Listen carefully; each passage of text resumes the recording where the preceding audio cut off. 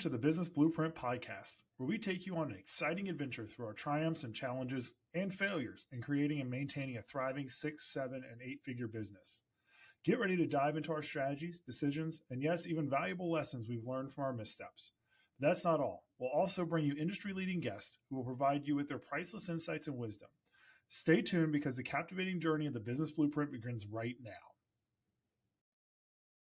Hi, I'm Charles Hatley with the Business Blueprint, and I want to welcome you back to part 2 of what we were talking about last time, and that's building a marketing plan, but having confidence in your message to actually put out a true marketing plan that not only speaks to the people you're trying to attract to your business, but also lets people know who you really are. I think one of the things that we've started to see through the proliferation of social media, especially these social media shorts, is how quickly our potential clients can identify somebody who is not being their true selves in their marketing. They can identify somebody who's trying to be fake. It would be like me trying to pretend that I was something that I'm not. You'd see through me in a heartbeat. So, in continuing this, Rebecca, I kind of wanted to touch back on how do you open yourself up enough for marketing, but not so much so that you feel uncomfortable with how much you've opened yourself up? Sure. So I do think it's important to always speak from experience and to communicate what your values are in representing somebody. They're going through, hopefully, the only divorce that they're ever going to go through. This is all new for them. They don't know what to expect, where to turn, who to rely on. So they need to go somewhere where they can have trust in your abilities and they understand how we're going to pursue their case and how we're going to pursue their goals. And so being really authentic to what we're going to do and how we're going to treat them is the number one thing. And so it's more important to be empathetic. One of our values is showing empathy and nurturing empathy with our clients and demonstrating that through our marketing message. If you're looking for someone who's going to be more empathetic and be a partner with you, then this is the right law firm for you. If you're looking for someone who's going to pound on the table and yell at you and, give you the tough love type of an arrangement, we're probably not the firm for you. So we want to build a marketing plan around what we do and how we treat our clients and what they can expect so that what they're signing up for is ultimately what they're getting as well. Mm-hmm. And you brought something up very interesting. It's the principles, right? Mm-hmm. You have to have enough confidence in your principles to write them down and to believe in them. Sometimes there's a bad side of that because, as we're trying to get these principles out, because the reality is the person that leads the company rarely talks to customers anymore, right? It's not the person that leads the company that talks to customers anymore. It's the people within your organization. So, Dan, how do you get people within your organization to believe in your principles so that gets passed along to your potential clients? Sure. It all starts at the very top, right? It's the owners, the CEO, the board, whomever it is, and it's taken that time to really create those values, right? So ours at Melone Hatley is partner, and we live and breathe and die by them. It's really what we truly believe in, and we want our clients to feel that. And so once you, as a company or a law firm or whatever, establish what those values are, they don't have to be a lot, but you just want to have just a few bullet points on what they are. Then you hire people who believe those same values, who want to lead by those same values, who want to be part of a company with those same values. So then it goes down to the interviewing process. You want to make sure that you get those A players, those A employees who want to not only work for you, but want to work for your company because of your values. And then once you establish that line, then they'll continue the hiring. And then you have a team of employees or a team of attorneys who truly believe in those values. And then when you bring on clients, whether you're selling a widget or a service such as a law firm does, that you can really represent that client utilizing those values, kind of the guide or that North Star, right? And we will never deviate from there. And once we establish that, then your reputation grows. And then it's easier to market because you truly believe in it. It's not just a tagline. And a lot of companies and law firms think that they can come up with some cool, creative, sexy tagline, and that's going to bring in the clients. It may, but it's not going to bring in the type of clients that you want to represent in the sense that want those same values. And Rebecca was spot on with the whole empathy. Regardless of whatever service you're in, empathy goes a long way, especially in the legal field, because you are in a situation where the other side is going through the worst experience in their life, and they're not usually who they are, right? And so you have to have that empathy and that understanding and truly be that partner that they can count on. And that's not a tagline. That means I'm here for you through thick, through thin, through the good and the bad, but I'm going to guide you through them. What that guiding is advising you risk versus reward. Here's what I think the path we should go down, but let's have this open and honest discussions, and let's figure out what is the best path for you. And when you use those values, it makes the job a little bit more rewarding and easier, because what you believe in, you're actually practicing and preaching, and the clients can sense that. And then that they'll go out and spread the word that, well, I hired this company, or I hired this law firm, and they truly were someone I could depend upon. And that doesn't mean that we're just going to take a back seat and be not as zealous for the client, but it's smart representation. And that's what I think most clients are going to want. And that's where having those values comes into play, because the client isn't just a dollar sign to us, and it shouldn't be to any firm. We really take this very seriously, because you're going through something that hopefully you don't go through again, but it's an awful experience for anyone who's been through it. And you want to make sure that who you hire has your back, and it's not just someone who's going to beat their chest, pound the table, and be so aggressive that at the end of the day, it doesn't benefit you. It's just going to benefit the firm, and it creates a lot more hostility and anxiety throughout the process. So having those values at the top and then just kind of cascading down is where I think it starts at. Yeah, you talk about hiring and making sure that your principles are in your hiring. That is, well, besides identifying what your principles are, I think that's step number one, is hiring. There's an interesting story about a famous explorer from the early 20th century named Ernest Shackleton.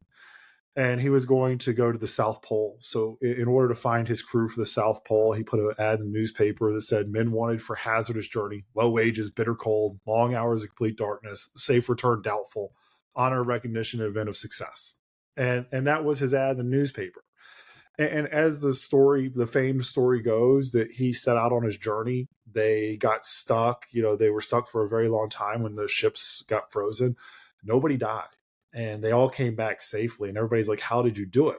Well, they were all hired on the idea that they weren't going to return safely. So they all had the same mindset. The principle was that you were going to go through a hard time.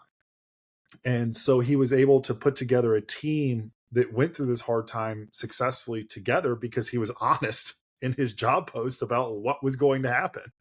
He didn't say trip to the South Pole, warm accommodations, and you're going to come back no matter what, and I'll pay you a whole bunch of money. He didn't say that.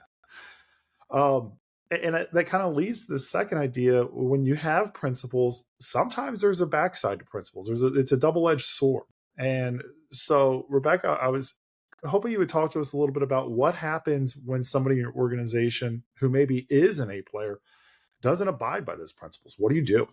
Yeah. So even if you have someone that might be a phenomenal attorney, but they don't, or phenomenal whatever, right? But they don't fit into your company culture, they don't fit into your values, they don't follow your policies and procedures in the way that you want, you're really allowing something toxic to just fester in the organization, because everyone else can see, well, that person doesn't have to follow this. Why do I have to follow it? Right. And so it just trickles in, and it impacts every single area of your organization. And we've had people who are great at what they do, but they don't fit into our company culture. They don't abide by our policies and procedures. And we have to just part ways and say, this isn't the fit, right? And truly, if you have somebody that doesn't want to follow those things, they're not emulating those values for your company, they're going to feel it too, right? That they're not really part of the organization. They're not really part of the team. And so they're going to fit in better somewhere else with whatever it is that they're looking for, right? So ours all circles around being a partner. And that's what we value is we want to be our client's partner through this process. We want our clients to come to us with all of their questions, all of their concerns, be able to at least direct them, put them on the right track for whatever they need, even if it's not necessarily directly related to the practice of law, right? If they're just like, oh, I'm trying to refinance my mortgage and it's such a headache or something, well, let me, introduce you to a financial advisor. Let me introduce you to our mortgage person who's absolutely fantastic.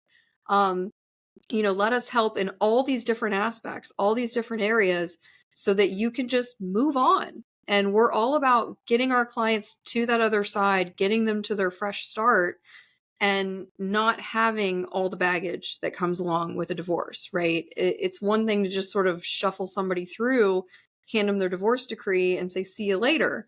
It's another to really take them all the way from point A to point B and really get them out to that other side and have them be ready to move on.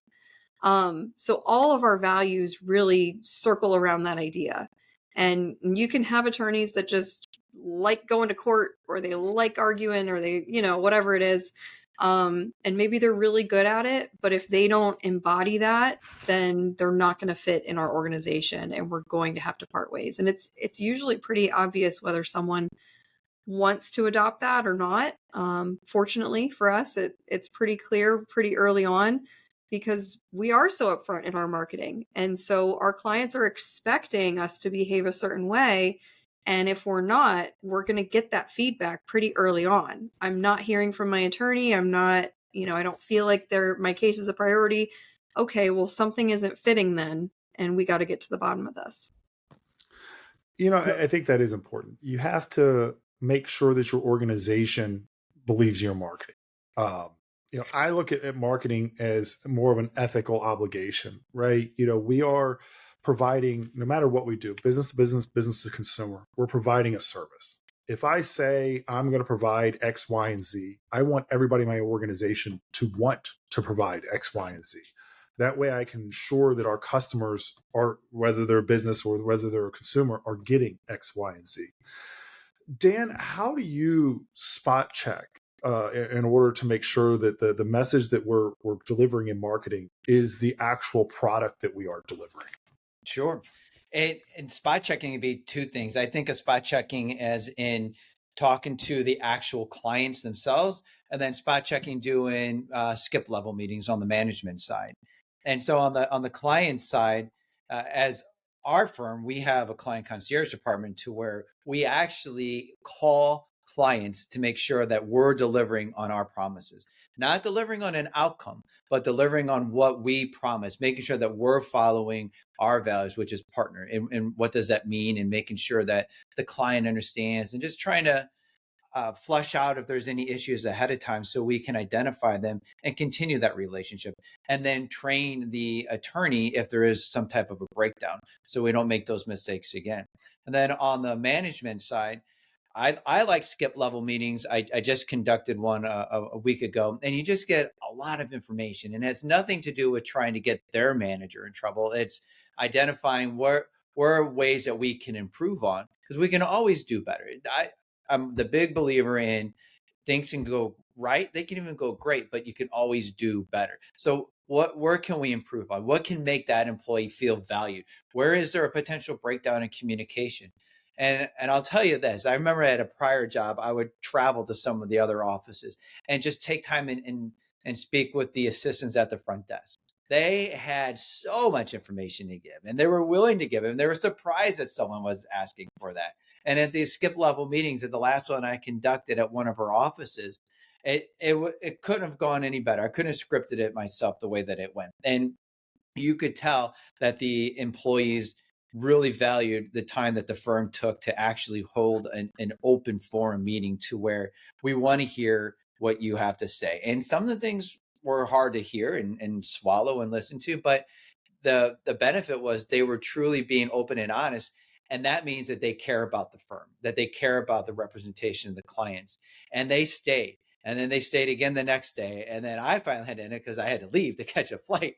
But the camaraderie that was there, and the ability of them all just to really just be together and voice ways to improve, and not necessarily really complaints. It's, here's where we think we can do better.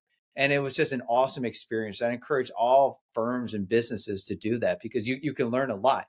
And then you truly show the employees that you value. And then the next step, right? That this is the biggest part of it all, whether you're talking on the client side or the employee side, is actually acting on it.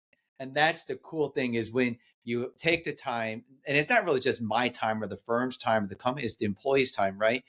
And then you listen, and then you actually act on it.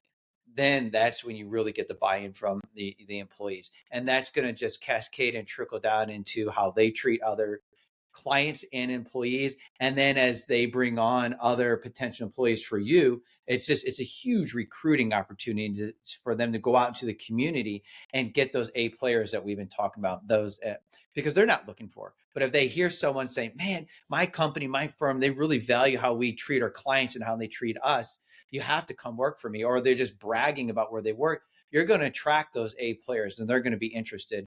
And then you're just going to continue to grow. And then that quality of representation, the quality of the product that you're putting out there is just only going to improve. And that's where you can take that and truly market it. And then you are essentially marketing what you want to sell or what you want to practice. So it does become a phenomenal tool, but it just really just starts with believing in your people and making sure you're hiring the right employees to make sure that that product you're putting out or the service you're providing is part of that values. It all ties back to what are your values, because at the end of the day, if you breach those values, it could have detrimental effects. And unfortunately, we have to be quick to fire and slow to hire. Mm-hmm. We do. And I love that you kept talking about time, investing the time into it, right? Investing the time into these skip level meetings, which really are a testament to the employee experience. Mm-hmm. You focus your time on what the employee experience is, and that will trickle down to the customer experience, right? You talked about our client concierge, who takes the time to actually call the client and say, hey, can I talk to you, rather than a simple email to the client saying, hey, take your time, but we're not going to invest our own time. Because one of our principles is that we respect your time.